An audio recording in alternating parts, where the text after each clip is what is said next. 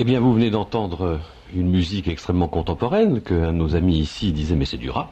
C'est une espèce de rap vendéen, en tout cas une espèce de chose très particulière. Et il s'agit encore, toujours, de Didier Barbelivien, que nous avions écouté il y a 15 jours, Serge, dans un air dont les paroles vous avaient plu, mais la musique un peu moins.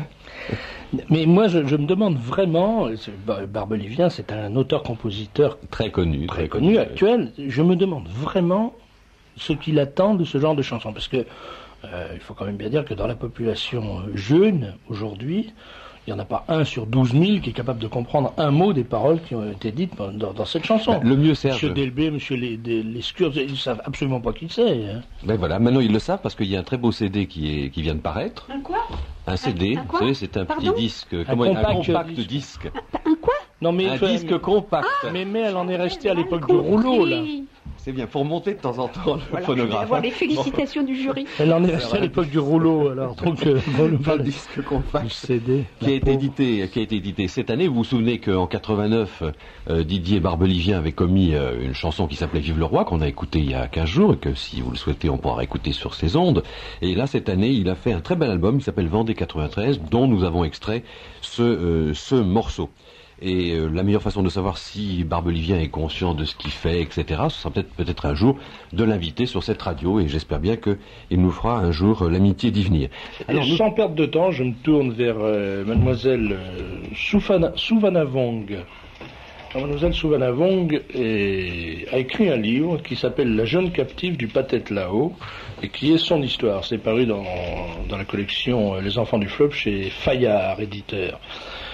Et son histoire, c'est l'histoire d'une jeune fille, d'une lycéenne de 15 ans, qui un beau jour a vu arriver dans son lycée, je crois, ou chez elle, je ne sais pas, elle va nous raconter ça, des militaires ou des policiers. C'est qu'en 1975, au Laos, il y avait un changement de régime. Le Laos... C'était le royaume du Laos dans le temps, et depuis 1975, après l'arrivée des communistes, ils ont fait la révolution et ils ont obligé le roi de s'abdiquer. Après ce changement de régime, la gauche contre le Laos est contrôlé par le Pathet Lao, ou les communistes laotiens, qui ont pris le pouvoir par la force. Qui ont pris le pouvoir par la force. Et le gouvernement de droite du Laos a été trompé par le gouvernement de gauche, ou les communistes, qui s'appelle le Pathet Lao, qui devait respecter les règles démocratiques. Les règles démocratiques. C'est toujours la même chose, en fait. Bon, c'est le système qu'on connaît dans le monde entier depuis 75 ans. Les communistes arrivent en disant, mais nous, on va respecter la démocratie, on va respecter les libertés, on va respecter les individus, on va respecter les familles. Et puis, donc, on veut participer au pouvoir dans un large esprit de concertation. Et enfin, Roger, tu connais ça mieux que moi. Et puis, dès qu'ils sont au pouvoir, qu'est-ce qu'ils font? À Prague, ils jettent les gens par la fenêtre. En Hongrie, ils les pendent. En Allemagne, ils les fusillent. En Russie, ils les enterrent vivants. Au Cambodge, ils leur enferment la tête dans un sac en plastique et ils les font mourir d'asphyxie. Et au Laos, ils pratiquent encore d'une façon différente, mais le procédé général est toujours le même. Et vous avez à cette époque, quand ça se passe, ça, vous avez 15 ans. J'avais 15 ans. Alors, qu'est-ce que vous avez fait? Quel crime avez-vous commis pour qu'on vienne vous arrêter? Parce que une jeune fille de 15 ans, on a du mal à imaginer quand même qu'elle est vraiment portée atteinte à l'intérêt national, à la sûreté nationale ou à la prospérité du pays. Qu'est-ce que vous aviez fait?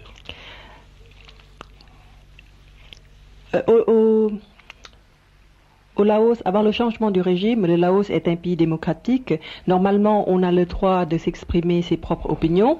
Et en pensant que je suis laotienne, c'était mon propre droit d'exprimer mes propres opinions.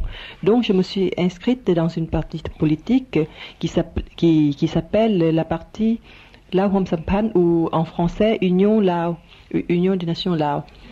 C'est une organisation nationaliste C'est un parti politique de droite qui... Vous pouvez dire le mot, c'est pas... nationaliste de droite, et qui combat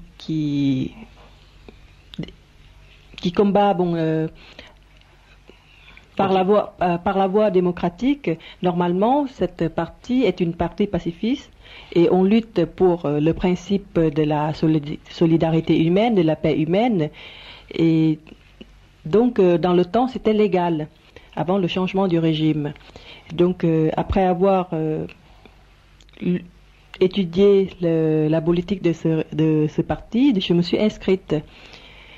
Après le changement du régime, le gouvernement de gauche voulait étouffer la population, donc ils exprimaient tous les gens qui sont contre le parti et qui ne sont pas, qui ne se plient pas au régime. Oui, mais bon, ça c'est une chose bien claire. Donc vous apparteniez à un parti de droite, vous aviez 15 ans, parce que vous deviez quand même pas être à la tête des unités de combattantes du parti, et on vous a arrêté et on vous a mis en camp de concentration à 15 ans. Oui. C'est le régime. Je voudrais que ça soit bien clair dans l'esprit de nos auditeurs, parce que il y a beaucoup de gens qui croient, parce qu'on leur dit ça à longueur de journée sur les télévisions menteuses et sur les radios pourries, on leur dit le communisme est mort. C'est vrai, il est mort, il ne concerne plus qu'1,2 milliard de personnes. C'est dire à quel point il est mort, le communisme.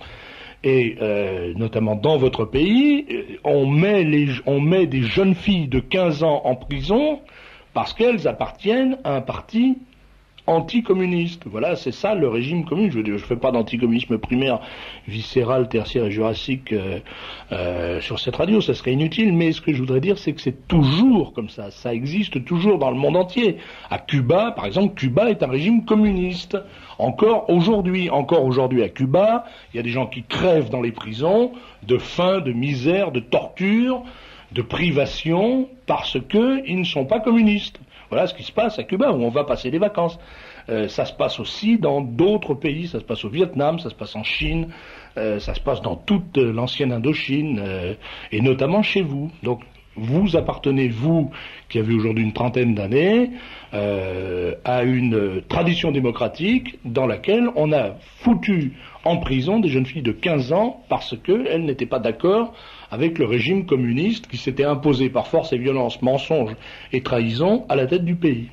C'est que dans les pays communistes, ce qu'il faudrait voir la vérité, ils ne respectent pas ni une jeune fille ou un jeune homme, ils ne respectent pas l'âge. Les gens qui n'obéissent pas au régime, ils sont tous arrêtés, ils ne tiennent pas compte de l'âge, ni une jeune fille ou un jeune homme. Tout ce qui est contre le régime, on les arrête. Alors, ce qu'il faudrait aussi que vous expliquiez, c'est que quand on dit que vous avez été arrêté et jeté en prison, vous n'avez pas été envoyé dans une prison pour femmes élégante où on vous a appris la broderie. C'est pas exactement comme ça que ça se passe. Je voudrais que vous nous racontiez ce que vous racontez dans votre livre. C'est-à-dire, qu'est-ce que c'est la prison là-bas ? Après avoir été arrêté, et puis après les interrogatoires, dont on m'a considéré comme quelqu'un qui est réactionnaire, qui est contre le régime, on m'a envoyé dans les chambres noires dans les premiers temps pendant 9 jours, et après on m'a envoyé dans la prison centrale. Les chambres noires, c'est quoi ? Expliquez-nous. C'était une ancienne base militaire, et après le changement du régime, donc les communistes ont contrôlé ces bases militaires, et pour enfermer les gens, pour que les gens ne sachent pas qu'il y a des prisonniers qui sont contre le régime, ils les enferment dans ces bases militaires. Et après, on m'a envoyé dans la prison centrale. Ma mère, mes parents, en sachant que j'étais arrêtée, comme j'étais encore mineure, ont fait toutes les démarches, et même ma mère qui voulait se porter garant, qui voulait être enfermée à ma place, parce qu'elle a dit que j'étais encore mineure, et qu'il devait être arrêté à ma place. Bon, on l'a pas entendu, on lui a dit que de toute façon, chez nous, on ne tient pas compte de l'âge. Elle est jeune, elle est encore mineure, mais c'est quelqu'un qui est réactionnaire, qui est contre notre régime. Il faudrait qu'on la garde. Après, alors, qu'on la garde, pourquoi faire? Pour lui changer l'intérieur de la tête? Pour faire un lavage de cerveau? Qu'est-ce qu'ils espéraient faire? Parce que vous aviez 15 ans. Ils vous ont jeté en prison à 15 ans. Alors, est-ce qu'ils voulaient vous garder en prison jusqu'à 75 ans, ou 85 ans, ou 95 ans, l'âge auquel vous alliez mourir? Ou est-ce qu'ils espéraient vous rééduquer? Qu'est-ce qu'ils pensaient faire, ces communistes?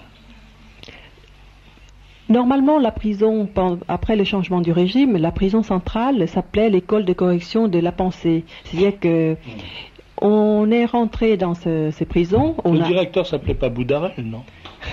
Non, je vous pose la question parce que on ne sait pas, il aurait peut-être pu retrouver un emploi là-bas. Non. Non. Et normalement, la plupart des gens, avec le nouveau régime, ils ont un point fort, c'est-à-dire qu'ils transforment tous les mots. Au Laos, il n'y a pas de prisonniers, il n'y a que les gens, ils appellent ça les séminaristes. Et dans les prisons, ils appellent ça l'école de correction de pensée. Et dans tous les camps, ils transforment tous les noms. C'est en ce moment, ça, ce que vous nous dites. Ça se passe en ce moment. Ça s'est passé depuis 75 et ça se passe encore en ce moment. C'est ça. C'est pas il y a 50 ans. En Allemagne, ça concerne pas 50 millions d'Allemands il y a 50 ans, ça concerne 1,2 milliard d'êtres humains aujourd'hui même.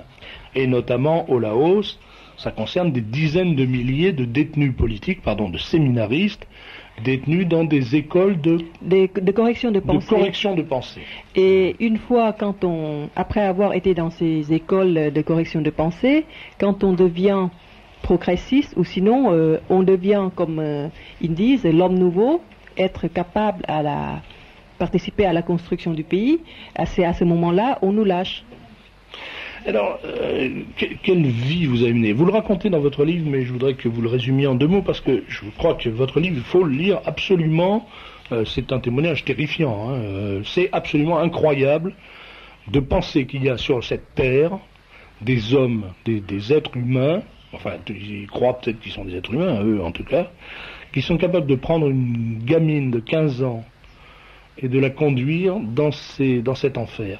Et qui sont soutenus par l'Occident. Et tous les idiots utiles qui vont là-bas, salopards, appellent ça ces camps de rééducation. Par la presse pourrie française, parisienne, par tous ces journaux, qui sont des marchands de mensonges, de haine. Je ne vais pas citer de nom parce que je voudrais pas être poursuivi, puisque maintenant vous savez qu'entre journalistes, on se met plus de claques, on se défie plus en duel, on fait des procès comme des petits. Bon, je vais m'énerver, ça sert à rien. On fait des procès, on demande des sous, parce que c'est ça qui nettoie l'honneur. Quand je dis qu'un mec est un cloporte, au lieu de venir me gifler, ce qui lui vaudrait le double, il fait un procès, et il va voir la justice, il dit, ce monsieur-là, il m'a traité de cloporte, et ça vaut, je veux 50 000 francs pour nettoyer ma cloportitude. Et le tribunal lui accorde ou ne lui accorde pas, ça c'est une autre paire de manches. Mais voilà, donc ces gens-là soutiennent aujourd'hui ces démons, cette canaille infernale que sont les communistes, qui sont des gens capables de mettre en prison des enfants de 15 ans dans des écoles de transformation de la pensée. Ce qu'il faut aussi que les auditeurs sachent, c'est que le pays de notre ami, le Laos, était avant l'arrivée des communistes un paradis sur terre. C'était vraiment de tous les pays de l'Indochine française le pays où les gens étaient le plus heureux et vivaient vraiment dans une atmosphère détendue et il n'y avait pas de famine, il n'y avait rien. Et en ce moment, il y a encore, comme le dit mademoiselle, des gens qui sont dans les camps de rééducation pour devenir des hommes nouveaux. Au Laos, ça ne dérange personne, mais au Vietnam, c'est exactement la même chose. Avec le fait qu'au Vietnam, beaucoup d'anciens officiers de l'armée vietnamienne sont souvent des anciens de l'armée française et ont été mis en prison depuis des années uniquement parce qu'ils avaient des idées pro-occidentales tout en étant des nationalistes sincères qui pensaient avant tout défendre leur pays contre le communisme. Mais d'avoir eu des idées occidentales et d'avoir pensé que la guerre de race et tout ça c'était inutile, ils sont devenus des gens qui doivent être pour cela condamnés. Et tous les artistes qui ont été ces derniers temps faire des films là-bas, à Madame Deneuve et tout ça, ont trouvé que c'était merveilleux. Oui. Alors comment, après que ces pays aient été ruinés par les communistes, peut-on les trouver merveilleux, alors qu'ils étaient merveilleux avant que les communistes n'interviennent. Parce que les drames qui se sont passés chez notre ami dans son pays, le Laos, tout ça, ça ne vient pas du parti communiste laotien, ça vient du parti communiste indo-chinois, qui, dans un premier temps, avait chapeauté le Laos, le Cambodge et le Vietnam. Et il n'y a que par la suite que les communistes d'Asie et du Vietnam, qui sont les pires de tous, les Viet Minh, ont fait des simulacres d'indépendance dans le parti, et il y a eu un parti communiste laotien, un parti communiste cambodgien et un parti communiste vietnamien, mais tout ça dirigé sous la férule des hommes d'Ho Chi Minh. Alors, Souvanamang, est-ce que vous pouvez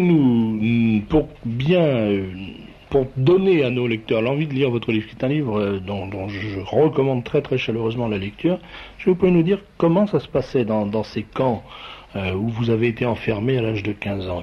Comment se passait une journée?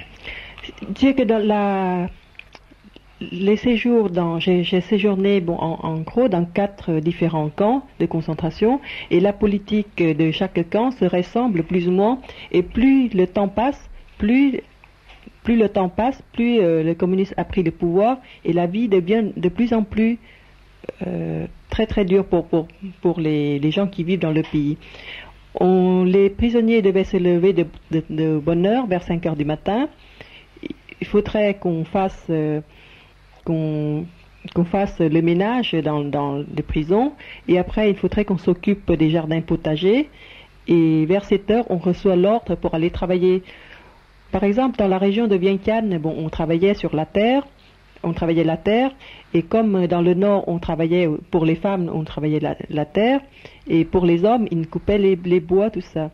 Et dans d'autres camps, par exemple dans les îles derrière les barrages de Nam, qui n'est pas du tout visité par le monde extérieur, sans parler des journalistes, même les Laotiens qui habitent autour du barrage de Nam n'ont pas le droit de s'approcher de ces camps-là. Les femmes devaient donner le même rendement que les hommes, c'est-à-dire couper le bois, ou sinon construire les maisons, aller chercher des lianes, tout ça. Il faudrait qu'on donne le même rendement. Donc le travail collectif commence à 7 heures du matin, on a une pause à 1 heure pendant la journée, et le soir on termine vers 5 heures. Après 5 heures, quand on rentre dans le camp, on devrait s'occuper des jardins potagers de 6 heures jusqu'à 7 heures, et 7h30 jusqu'à 9h30, on devrait apprendre les cours de politique. On commence par les cours d'autocritique, c'est-à-dire que il faudrait que chaque personne analyse ses points faibles de la journée, analyse ce que les autres ont fait comme faute dans la journée, ils ont bien travaillé ou pas, ils ont donné le rendement attendu ou pas du travail. Et il faudrait faire son propre autocritique depuis l'âge de 5 ans. Quand je pense qu'il se passe ça en ce moment, et on nous emmerde, il n'y a pas d'autre mot, à longueur de journée, de soirée, sur les 6 chaînes de télévision, avec le nazisme qui a crevé il y a 50 ans. Jusqu'à quand ça va durer cette imposture? C'est quand même invraisemblable de penser qu'aujourd'hui, il y a des gens qui sont réduits à l'état de bêtes de somme par des nazis rouges que sont les communistes, soutenus par les abrutis et les salopards de la presse française, de la presse internationale, par le silence des diplomates pourris, par le silence des gouvernements de salauds. Ça se produit en ce moment même, et on nous emmerde à longueur de journée avec des crimes commis par des gens qui ont crevé il y a 50 ans. Comment est-ce qu'on peut avaler cette imposture? Jusqu'à quand ça va durer? Écoutez, moi je suis révolté par ça, par ce mensonge universel, constant, permanent, répétitif et abrutissant. Il faut arrêter. En ce moment, il y a 1,2 milliard de personnes, c'est pratiquement le quart de la population mondiale qui est soumise à un régime de terreur. C'est pas il y a 50 ans, c'est aujourd'hui, et c'est pas des nazis qui les soumettent à ce régime de terreur. C'est les copains de toute la pourriture, de toute l'intelligentsia française, allemande, anglaise, l'intelligentsia internationale, tous leurs copains en Chine, au Vietnam, dans toute l'Indochine, partout, à Cuba, qui font souffrir des millions et des millions et des millions d'êtres humains, et on n'en parle jamais, jamais, jamais, mais tous les soirs, on nous raconte ce qui s'est passé il y a 50 ans. Ça va durer jusqu'à quand? Jusqu'à quand on va accepter ça?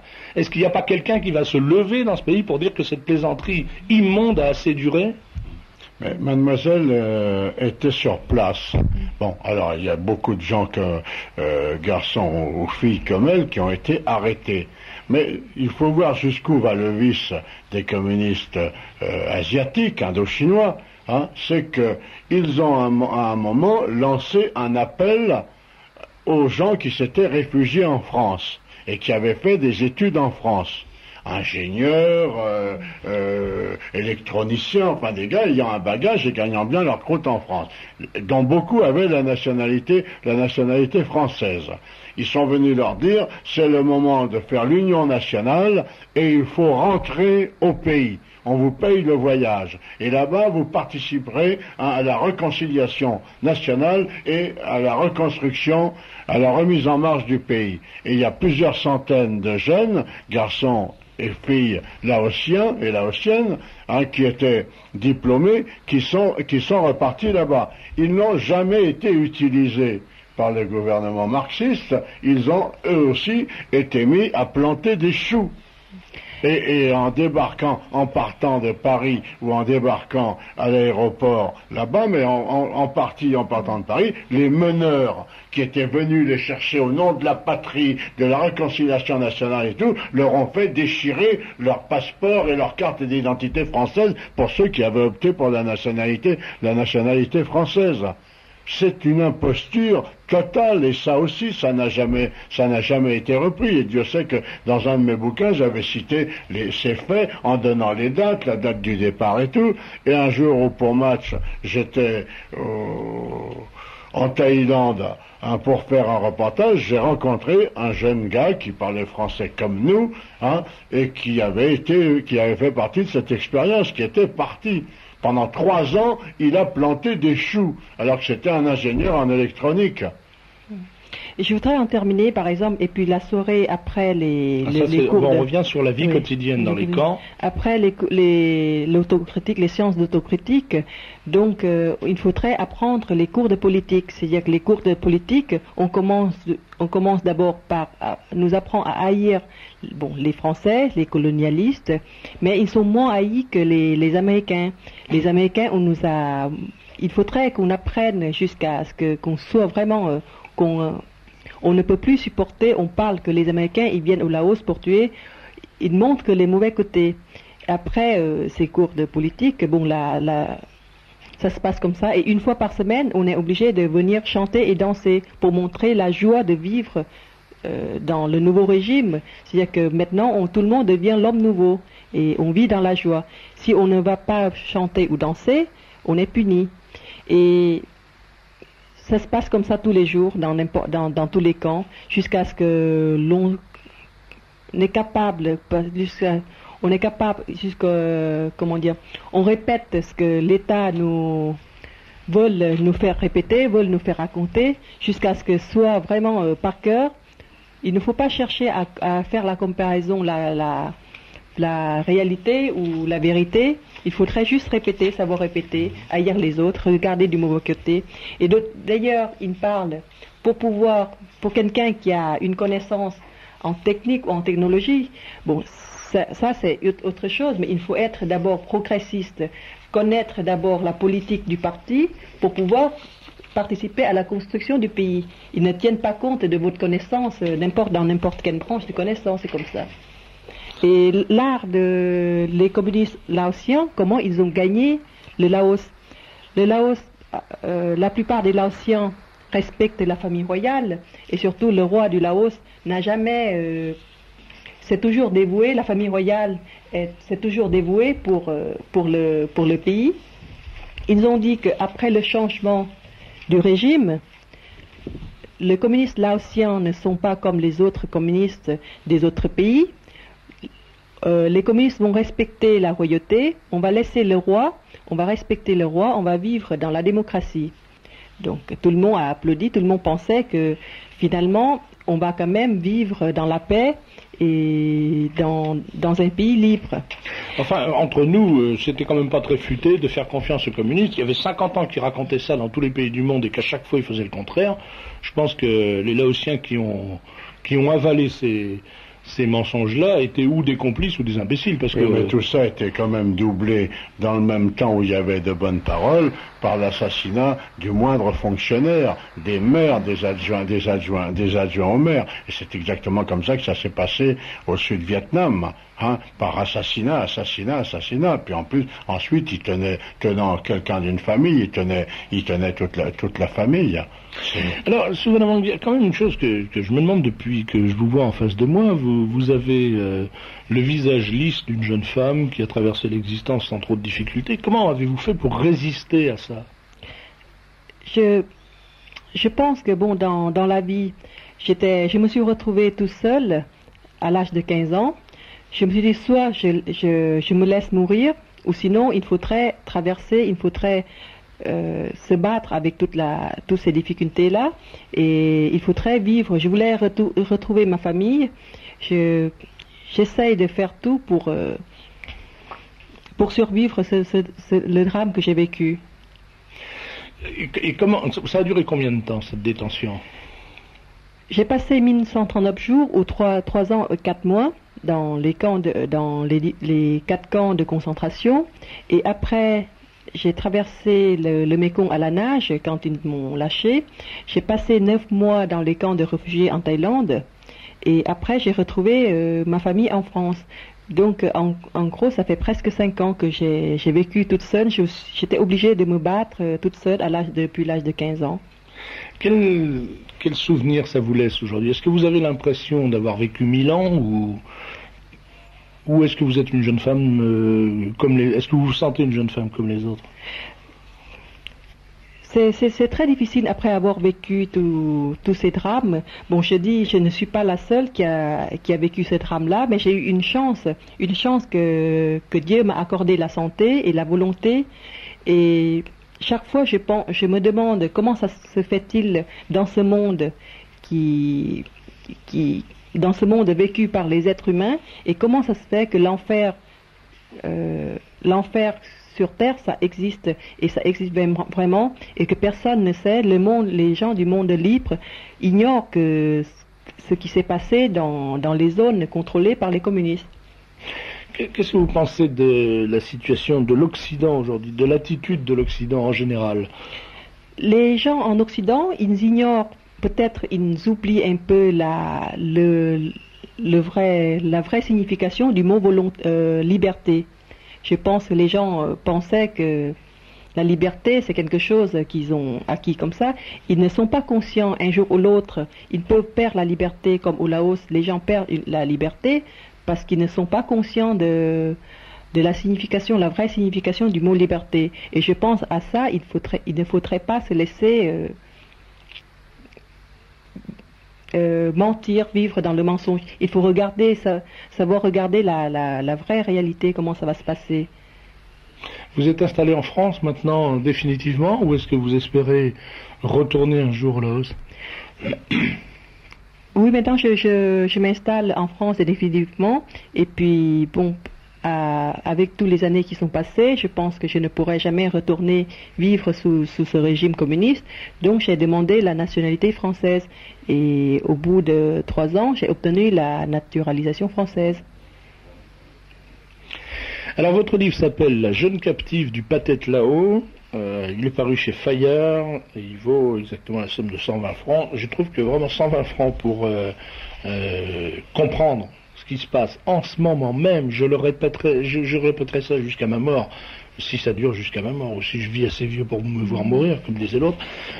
Ça se passe en ce moment, à quoi, 7000 km, Roger, à 7000 km de notre jolie capitale.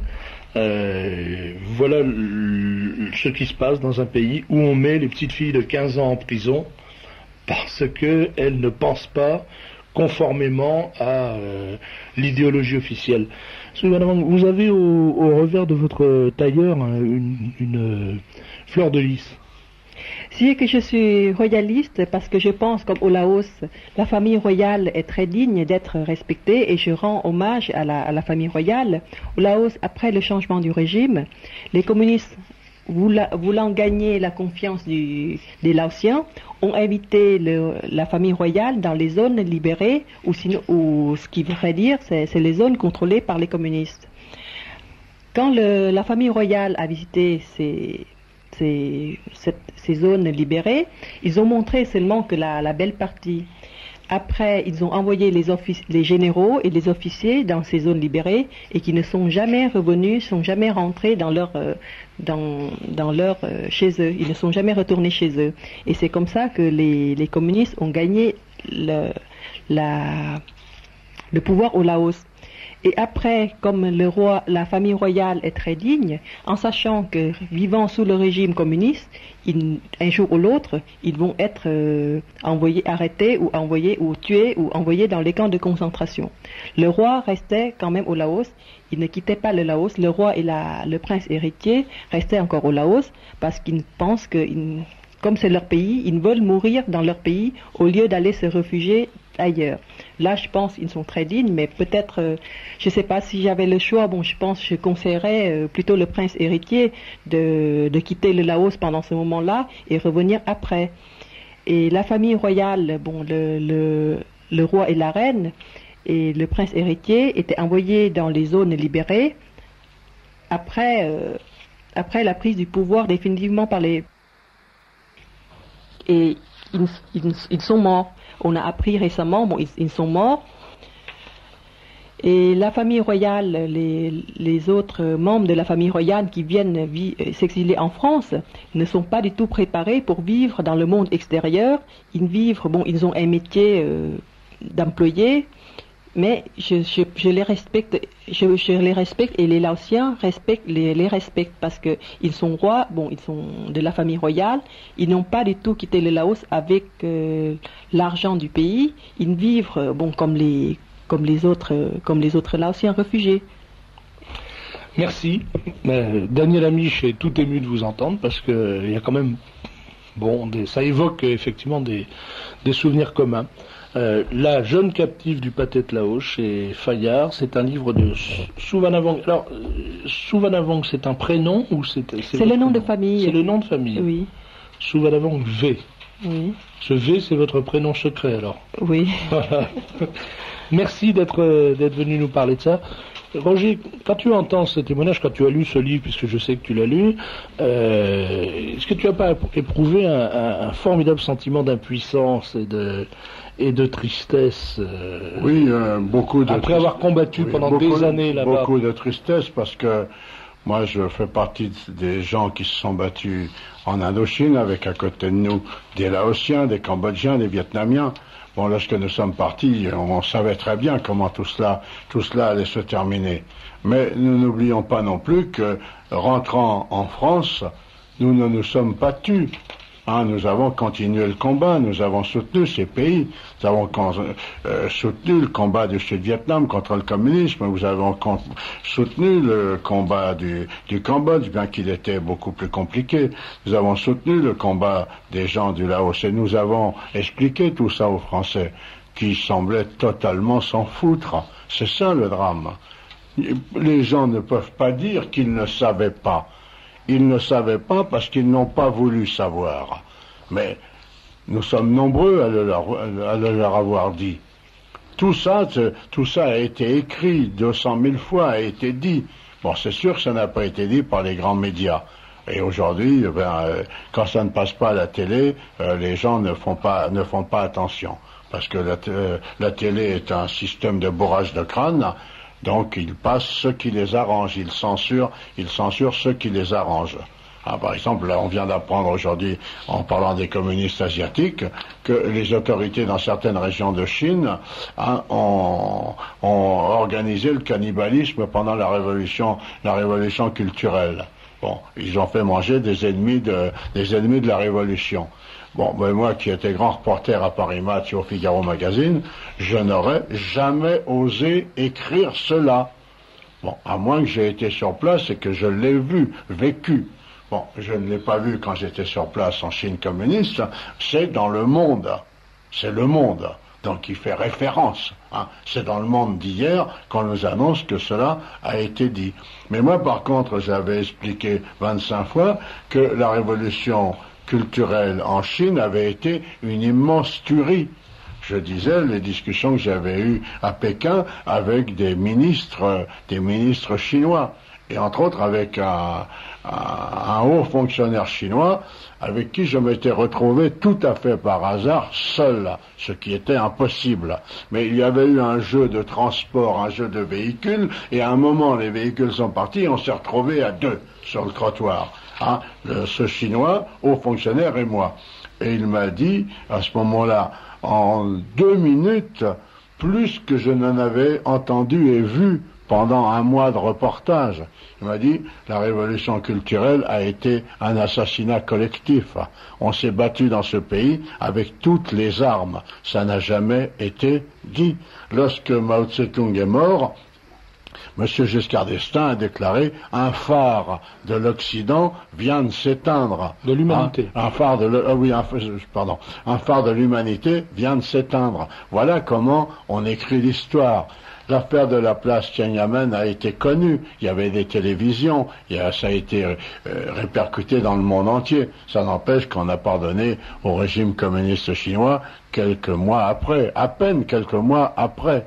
Donc, la Chine communiste étant quand même un immense pays, que pouvait être le Laos, tout petit, à côté de ça?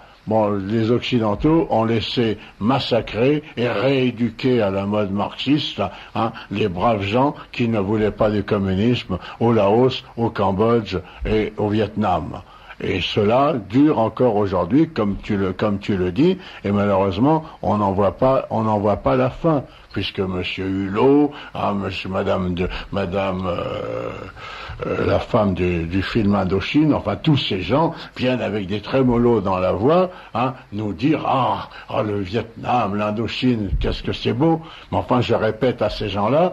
Enfin, vous osez trouver ces pays beaux et agréables à vivre aujourd'hui alors qu'ils sont sous la botte communiste et que ce sont les communistes qui ont organisé cette mascarade de liberté. Il n'y a aucune liberté et ces pays ont faim aujourd'hui. Mais du temps de la guerre des Français, et même du temps de la guerre des Américains. Mais parlons de notre guerre que nous avons fait, nous, en sachant pourquoi on se battait. On l'a fait avec notre cœur, on l'a fait avec notre âme. Il n'y avait pas de famine, ni au Laos, ni au Cambodge, ni au Vietnam. Alors, toujours les donneurs de leçons disent, oui, mais en 1945, il y a eu une famine horrible en Indochine. Oui, il y a eu une famine au Tonkin en 1945. Mais pourquoi? Parce que les circuits de distribution avaient été anéantis par les Viet Minh qui prenaient le pouvoir et dont les bandes armées assassinaient partout, et aussi parce que les Américains, par des raids massifs, avaient coulé tous les bateaux de transport français qui faisaient, avant la guerre, le ravitaillement du Nord avec le riz qui était pris dans le Sud. Enfin, tout ça a été dit, tout ça a été écrit.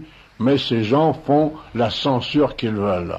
Et ils sont responsables, eux. C'est à Paris, à Washington, à Londres, à Berlin ou ailleurs que les gens qui possèdent la presse font dire n'importe quoi à leurs journalistes, et c'est eux les véritables responsables. Si mademoiselle a été dans les camps au Laos, c'est eux qui sont les responsables des gens qui sont dans les camps encore au Vietnam aujourd'hui, et les massacres au Cambodge, puisque les Khmers rouges n'ont pas été désarmés, et qu'ils vont faire en sorte de faire encore apporter la misère et le drame dans ce beau pays aussi qu'était le Cambodge, qui était un pays qui, avant le communisme, n'avait jamais connu la faim, puisque les réserves de poissons du Tonlé Sap et les régions de Battambang ou autres où on faisait 2 et 3 récoltes de riz par an, c'était quelque chose, c'était un pays de cocagne. Le Laos était moins riche, mais les Laotiens vivaient très très très très heureux. Et ce qu'il ne faut pas oublier non plus,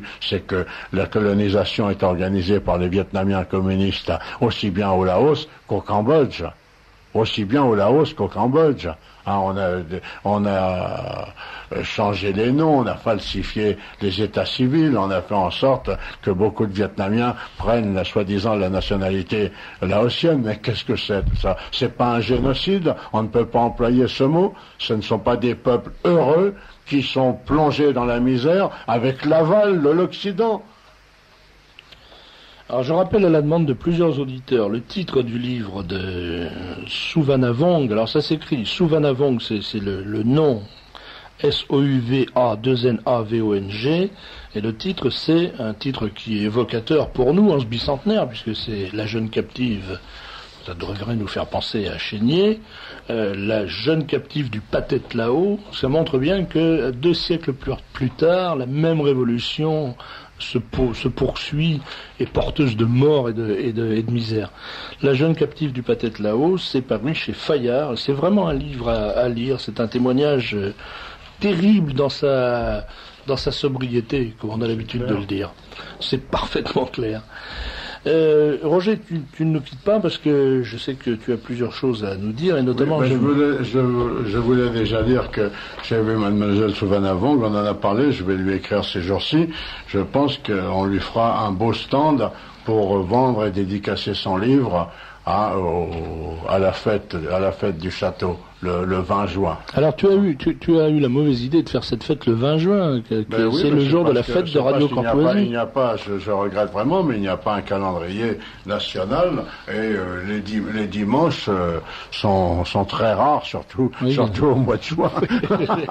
il y a quatre dimanches au mois de juin et on est tous en train de se chevaucher parce que moi je suis tenu, comme tout le monde, par les congés scolaires, par les départs en vacances, par les communions, pour le camp d'été des cadets dont je parlerai tout à l'heure. Bon, je suis tenu par les vacances scolaires aussi, et c'est très astreignant. On est obligé en définitive, en ce qui concerne les activités du château du CNC en Sologne, on a deux mois et demi, quoi, où tout le monde voudrait être là-bas sur 2 mois et demi. On a 2 mois et demi. Alors donc le 20 juin c'est la fête du CNC. Alors le 20 juin, donc dimanche 20 juin 93, de 8h30 à 20h au château de Neuvy-sur-Barangeon, 5e grande fête champêtre et familiale, 10h30 messe traditionnelle par l'aumônier du CNC, 12h cérémonie des couleurs, remise de décoration. Nombreux restaurants, très nombreux restaurants, stands divers, les sonneurs de Sologne, la meute, une brocante géante, un espace pour les enfants, avec un petit train, le charrette à âne. À 16h, un grand spectacle équestre, le retour des Cosaques, c'est vraiment une démonstration de cavalerie formidable. Et à 17h30, le discours de Jean-Marie Le Pen. Bon, dans la journée et depuis le matin jusqu'à tard l'après-midi, bon, des auteurs comme notre ami auront des tables bien installées et Madame Lezeau aura les livres de ces auteurs qui n'auront pas à les amener. On les prendra à leur maison d'édition et on fera l'impossible pour que ce soit une grande journée. Puis alors c'est un peu secret, mais je l'annonce à nos amis quand même, c'est que le soir, à la fin de la fête, au moment de son discours, on fêtera l'anniversaire de Jean-Marie Le Pen, puisque c'est ce jour-là son anniversaire, et le CNC lui remettra un cadeau, je ne sais pas si ça sera un gros gâteau, enfin je sais pas, ça sera un peu une surprise. Alors l'entrée de la fête est à 50 francs, enfants jusqu'à 7 ans c'est gratuit, et de 8 à 12 ans c'est 30 francs. On a essayé de voir pour que tous les gens puissent manger sur place. L'année dernière il y avait quand même plusieurs milliers de personnes, c'est une fête qui est très suivie. J'espère que cette année, on aura aussi beaucoup de monde parce que cet argent sert à toutes les activités du CNC, aussi bien l'entretien et la remise en état de ce château qui est notre maison mère que l'argent dont on a besoin pour toutes les activités, ne serait-ce que pour les cadets.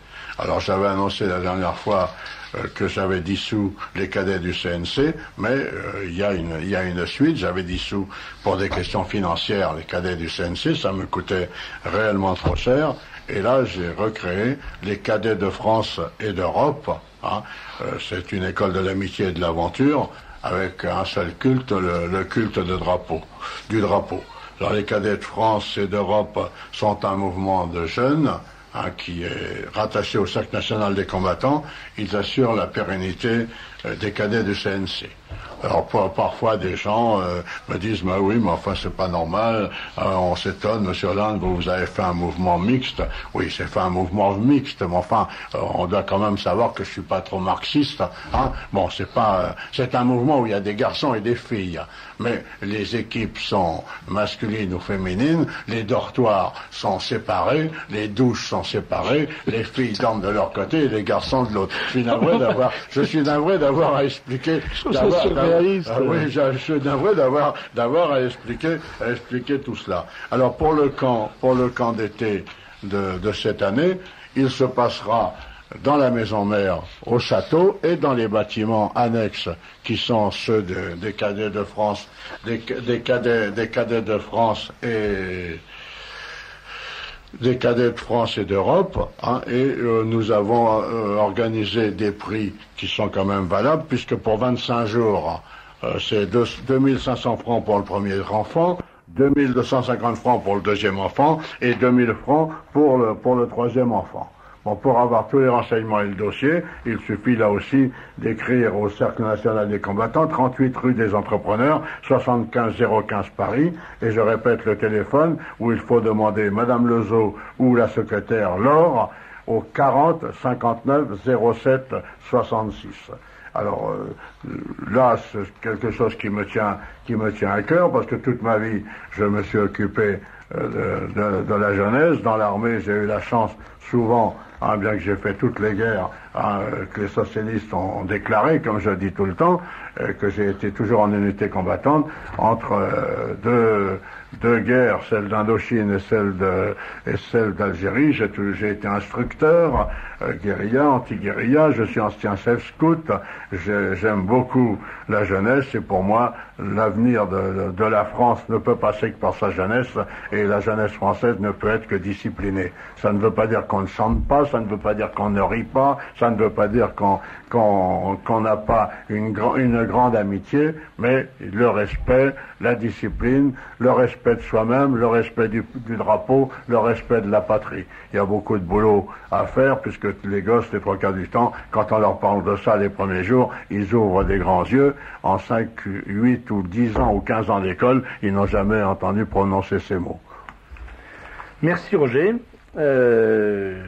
Alors, je signale, parce que c'est quand même très important, que le même jour, malheureusement, que la fête du CNC à Neuvy-sur-Barangeon, se déroulera la 5e fête de la courtoisie, c'est donc le dimanche 20 juin 1993. Je dis malheureusement, en fait c'est pas malheureusement, parce qu'il y a évidemment beaucoup de Parisiens qui n'auront pas les moyens en temps, ou les moyens financiers, ou les moyens techniques, automobiles, de se rendre à Neuvy, et donc ils pourront rester à Paris. Ils ne seront pas tout seuls, puisque de 10h à 19h, au Palais de la Mutualité, que nous connaissons bien, ma pauvre Victoria.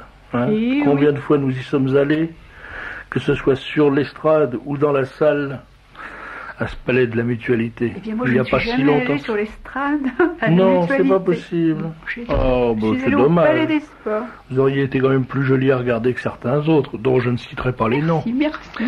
Alors donc, combien de fois nous y sommes allés? Des dizaines de fois. Et souvent, c'était plus facile d'y entrer que d'en sortir. Enfin, donc, ce dimanche 20 juin, 5e fête de la courtoisie, c'est une tradition, on le sait, chaque année, nous passons la journée en compagnie de l'équipe de Radio Courtoisie et de tous les invités des différentes émissions de l'année. Des écrivains, des artistes, des peintres, comme ça on peut voir leurs tableaux, des éditeurs d'art, on peut voir leurs livres, ce qui ne marche pas à la radio. Et tous ces gens-là viennent présenter et dédicacer leurs œuvres. Alors, en ce qui concerne le stand, oui, on peut dire le stand, oui, c'est pas grossier, c'est pas américain. Bon, en ce qui concerne le stand du Libre Journal du mercredi, non, mais je crois que c'est d'origine latine en plus. Stand. Oui. On pourra donc rencontrer. Est-ce qu'on pourra rencontrer Victoria? Oh oui, je pense. Sans doute. Et M. Beckett sera-t-il présent à la fête du livre? Commandons, je serai là, bien sûr.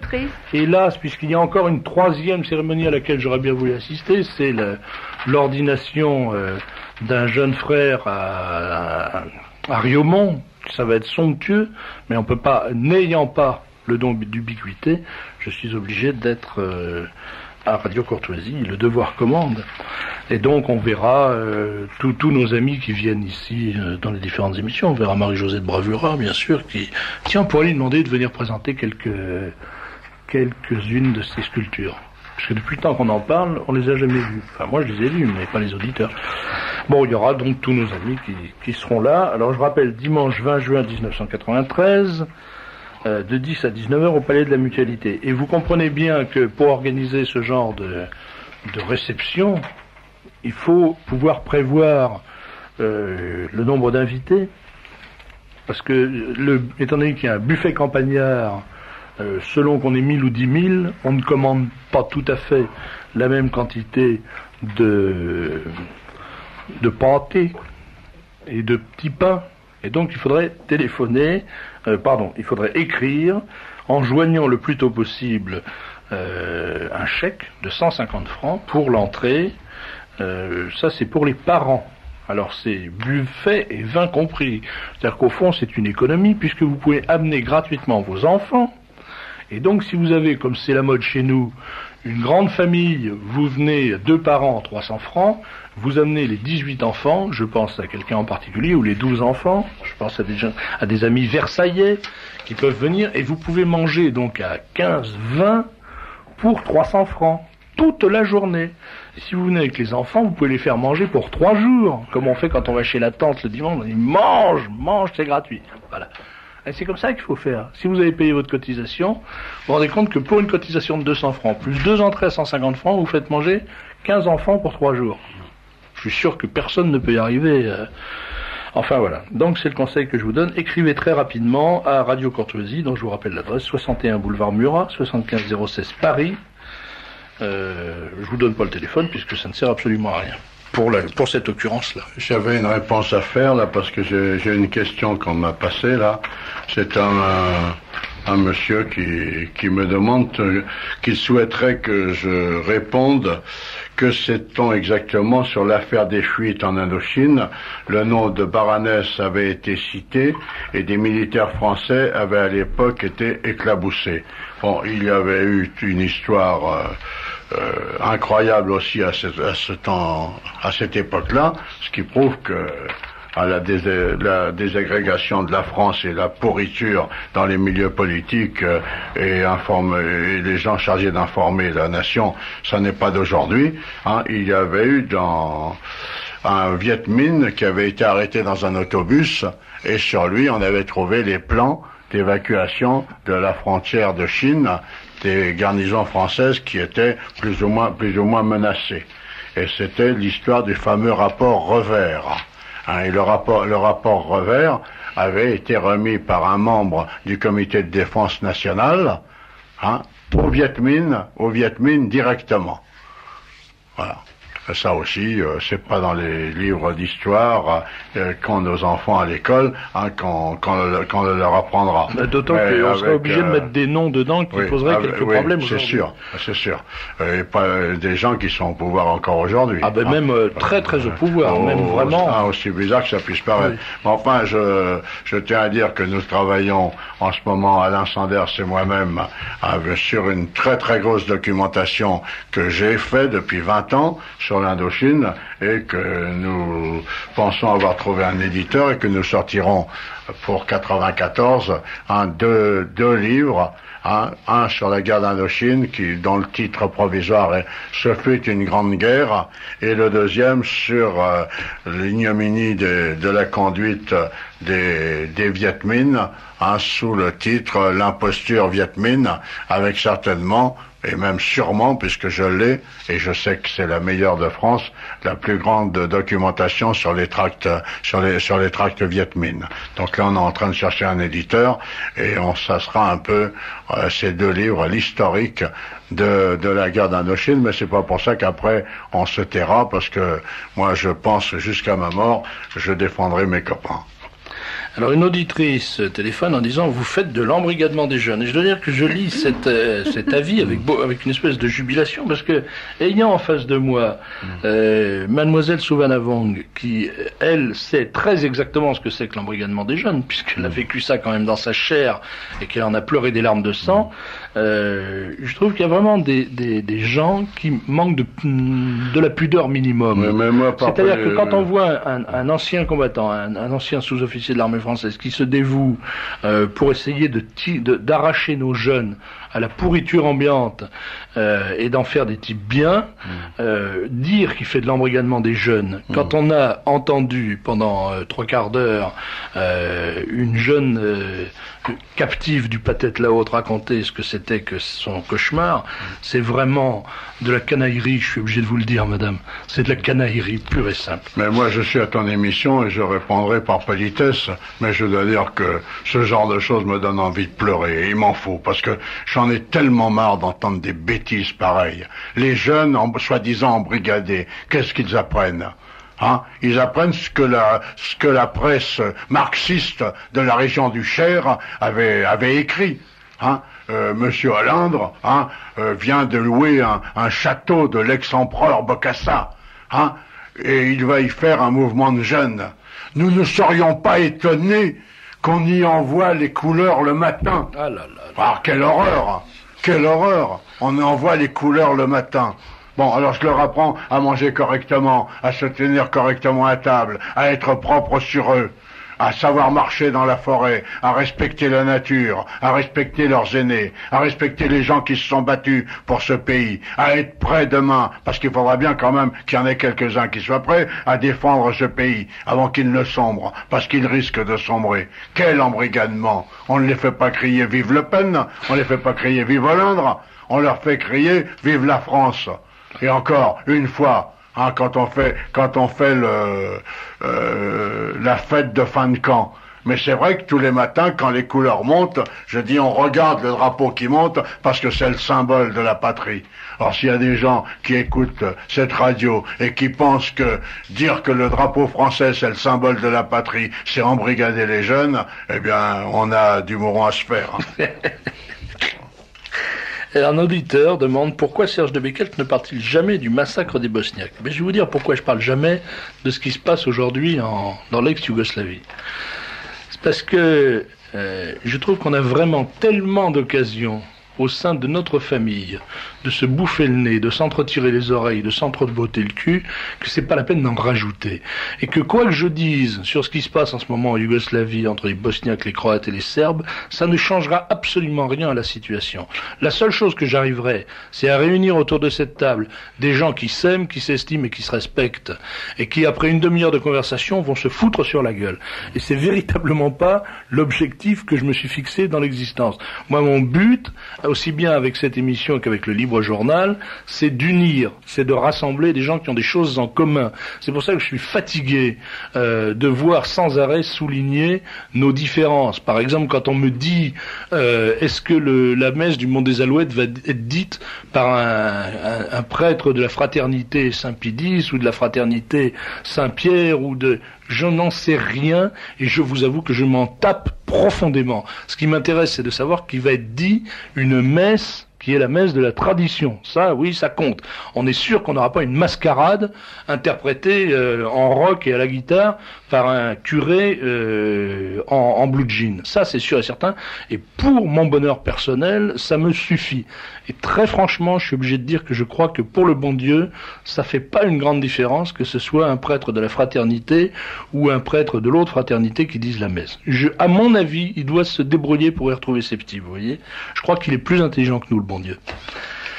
Un auditeur dit « Je suis maçon et je souhaiterais que M. de Beketch ne fasse pas de réflexion grassouillette, hein, c'est joli ça, sur les maçons.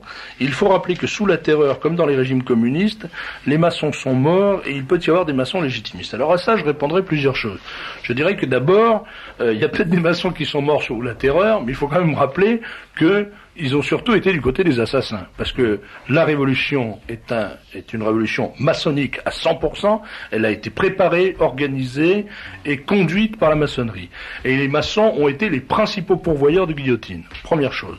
Deuxième chose, quand on nous dit que les maçons sont morts sous les régimes communistes, je dirais qu'ils l'ont pas volé, parce que par leur action délétère, ils ont préparé la voie du communisme, et quand ils se sont fait zigouiller par les communistes, au fond, ils ont ramassé ce qu'ils avaient semé, ils ont récolté ce qu'ils avaient semé. Et puis, je dirais une dernière chose, c'est que quand on me dit qu'il peut y avoir des maçons légitimistes, je dis tout simplement que je ne le crois pas. Pour une simple raison, c'est que l'appartenance à l'Église catholique, l'appartenance à la foi, interdit l'appartenance à la maçonnerie. Et si on est légitimiste, on croit que Dieu tient sa légitimité, que le roi tient sa légitimité de Dieu. Et que, on croit donc que l'Église représente une valeur indiscutable et une autorité incontestable.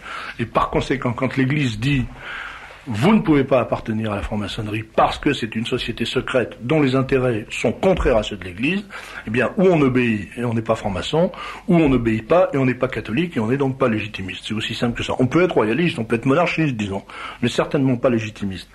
J'ajouterais que la raison pour laquelle l'Église est contre la maçonnerie, elle est double. La première, c'est parce que la maçonnerie est contre l'Église, il s'agit donc d'un phénomène d'autodéfense. Et la deuxième, c'est parce que il y a une incompatibilité fondamentale et définitive et radicale entre le secret maçonnique et la confession. La confession doit, en confession on doit tout dire, et quand on a prêté serment de ne rien révéler de ce qui se passe dans un atelier, quand on passe en confession, ou on trahit son serment et on n'est plus maçon, ou on le respecte et la confession est invalide. C'est aussi simple que ça. Il n'y a pas besoin de chercher très très loin les raisons d'une opposition définitive, fondamentale et radicale entre la pratique catholique et l'appartenance à la franc-maçonnerie. Et croyez-moi, une fois pour toutes, je sais de quoi je parle. Voilà. Il y a une question pratique, mademoiselle Souvalamont, qui nous est posée. On demande combien il y a en ce moment en France de Laotiens. Il y a à peu près 30 000. 30 000. Est-ce qu'ils sont massivement des réfugiés qui ont échappé au régime communiste du Pathet Lao, ou est-ce il y a aussi des Laotiens communistes en France en ce moment? La plupart, ce sont les réfugiés, et maintenant, comme avec le nouveau régime, ils se sont rendus compte, ils ne peuvent pas rester dans ce régime-là, et le communisme tombe par ailleurs, donc ils commencent à s'ouvrir, c'est-à-dire qu'ils commencent à envoyer les gens, les Laotiens qui sont sous le régime communiste, pour voir comment pour apprendre la technologie des autres pays. Et principalement, il y a pas mal de Laotiens qui viennent en France pour essayer d'apprendre la technique française. Merci de ce renseignement. Et un dernier message. Il ne faut pas oublier quand même que les pires dirigeants communistes du Cambodge, du Laos et du Vietnam ont eu des postes en France, bien sûr, au CNRS ou autre. Il est beaucoup plus difficile pour un Laotien, un Vietnamien ou un Cambodgien qui a servi dans l'armée française d'être dépanné ici et d'avoir un boulot que des gens qui ont tiré sur l'armée française et fait tuer les Laotiens, Vietnamiens et Cambodgiens qui étaient des amis de la France. Certains services français sont remplis de traîtres, de gens étrangers qui ont tué nos soldats et qui ont tué nos frères de là-bas. Alors beaucoup de remerciements et de félicitations à Roger, comme d'habitude, mais ça devient vraiment... c'est la routine maintenant. Chaque fois que Roger vient dans cette émission, il soulève l'enthousiasme, et j'en suis très content.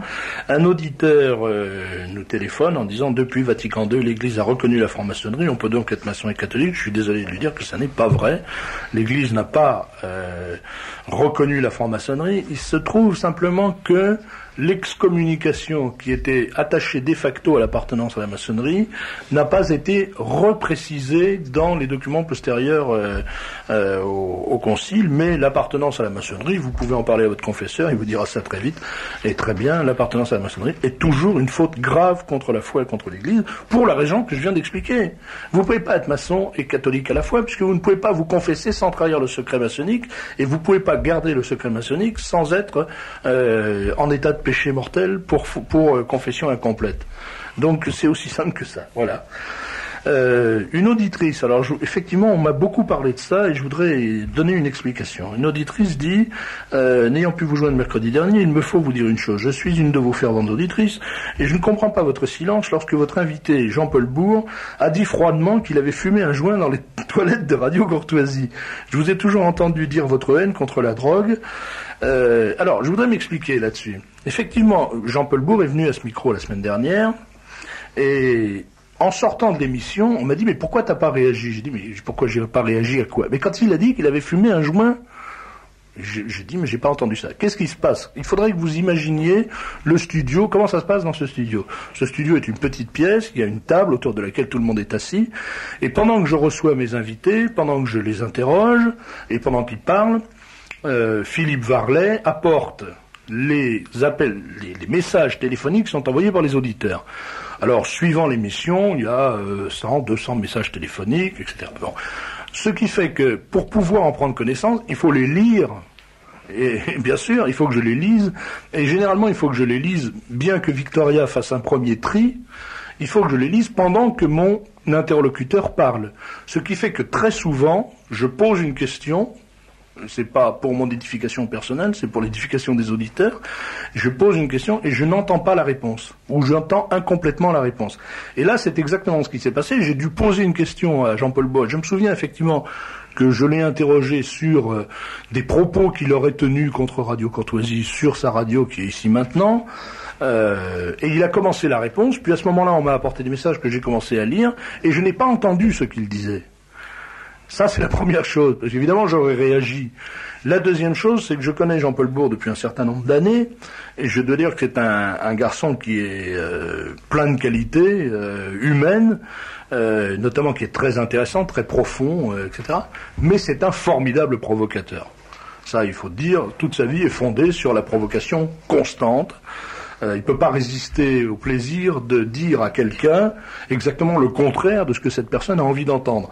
Alors il est évident qu'il est venu ici en essayant de faire une petite provoque amusante pour voir comment j'allais réagir à cette annonce totalement incongrue selon laquelle il était allé fumer un joint, comme il dit, dans les toilettes de Radio Courtoisie, ce qui, entre nous, quand on connaît les toilettes de Radio Courtoisie, relève de l'exploit parce que c'est une personne debout et pas de personne en large.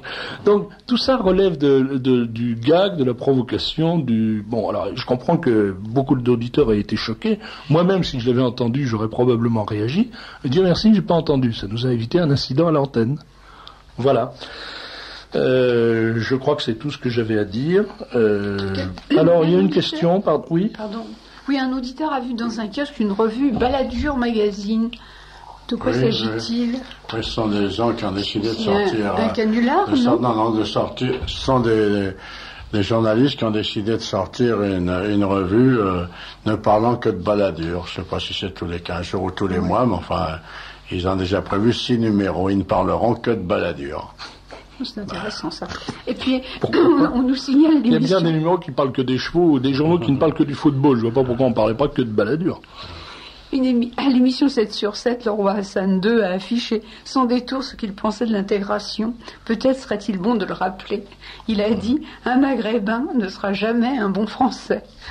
Normalement, il devrait être poursuivi. Ça, c'est un propos qui est condamné. La loi Guesso-Fabius interdit de dire ça. C'est interdit. Donc maintenant, la question est de savoir si comment dirais-je, le parquet va se payer le culot d'intenter un procès il fallait au roi du Maroc. Voir cette émission que j'ai regardée en partie, où chaque fois que le roi disait quelque chose qui ne plaisait pas à Anne Sinclair, elle passait immédiatement à une autre question. Elle ne laissait même pas terminer. Mais c'est pas ça exactement qu'il a dit. Il a dit que il était outré qu'on fasse une telle retape en France pour que les Marocains prennent la nationalité française, que les Marocains avaient une nation, un pays, et que ce pays était respectable, et que l'honneur des Marocains c'était de rester Marocains. Mais tout ça c'est je dirais pas que c'est de l'hébreu pour ces gens-là, mais tout ça c'est du chinois, parler de patrie, parler de tout ça, d'ailleurs l'humanité disait Hassan II donne un coup de main à Le Pen. C'est toujours ça de prix. Un auditeur téléphone pour me reprendre parce que j'ai tout faux dans l'histoire Attali. Alors il dit c'est Monsieur Bernard. Non, pardon, il dit exactement Monsieur Bernard Attali n'est ni l'ancien conseiller du président, ni l'auteur de Verbatim, ni le directeur de la BERD. Il est tout à la fois, mais les deux choses n'ont évidemment aucun rapport entre elles, le frère de Monsieur Jacques Attali et le PDG d'Air France. L'auteur en question, l'auteur de Verbatim, c'est Monsieur Jacques Attali, et l'auteur dont on dit qu'il a été plagié par Monsieur Jacques Attali n'est pas du tout, comme je le disais sottement, Simon Wiesenthal, mais Monsieur Elie Wiesel, prix Nobel. J'ai tout faux sur toute la ligne. Mais enfin, l'idée, au fond, était bonne. Monsieur Elie Wiesel, prix Nobel de la paix, écrivain et ami du président de la République et rescapé d'Auschwitz. Et cet auditeur ajoute, rappelons que Monsieur Jacques Attali avait déjà, dans les années 80, alors l'auditeur dit commis un plagiat, moi je dis était accusé d'un plagiat de plusieurs ouvrages, dont ceux de Jung, quel est le prénom de Jung? J'ai un trou. Carl, bien sûr, Carl Jung, dans son ouvrage Bruit. Ernst. Enfin, pardon? Ernst, oui, c'est pas Carl, c'est Ernst. Qu'est-ce qui me fait dire Carl? C'est l'autre. C'est Lang qui est Carl. Hein? Enfin, peu importe. Non, c'est Ernst Jünger. Mais vous me faites dire n'importe quoi, vous. Mais n'importe quoi. Je ne sais pas si les auditeurs vont s'y retrouver. Ça fait rien. Enfin, en tout cas, il avait été accusé d'avoir plagié un livre. Et cet auditeur termine en disant, la journaliste du Nouvel Observateur qui a révélé le dernier plagiat est Madame Elisabeth Chemla. Voilà, comme ça on sait tout. Et il ajoute bonsoir à tous. Alors il ne faut pas oublier que dans ce livre, que je ne recommande pas aux gens d'acheter parce qu'il est très très cher, il fait près de 200 francs, il est 1000 pages, il est épais comme ça, mais il faut quand même que certaines personnes l'aient pour le diffuser dans nos milieux. On apprend que les restaurants du cœur sont nés à l'Élysée et ont été fabriqués à l'Élysée. SOS Racisme est né à l'Élysée et a été fabriqué à l'Élysée. Enfin, on apprend beaucoup de choses comme ça. Je croyais qu'ils nous prenaient pour des imbéciles, mais ils nous prennent vraiment pour des crétins sur toute la ligne. Oui, eh bien tu vois, une dame nous dit qu'elle a fait autrefois des camps scouts dans lesquels on levait les couleurs, mais qu'elle ne s'est jamais sentie pour cela embrigadée. Veuillez rectifier, dit un auditeur, le cardinal Ratzinger a rappelé en 1983, fin 1983, que les francs-maçons sont toujours excommuniés. Et il est question que demain sur TF1, il y ait une émission sur le Mont des Alouettes.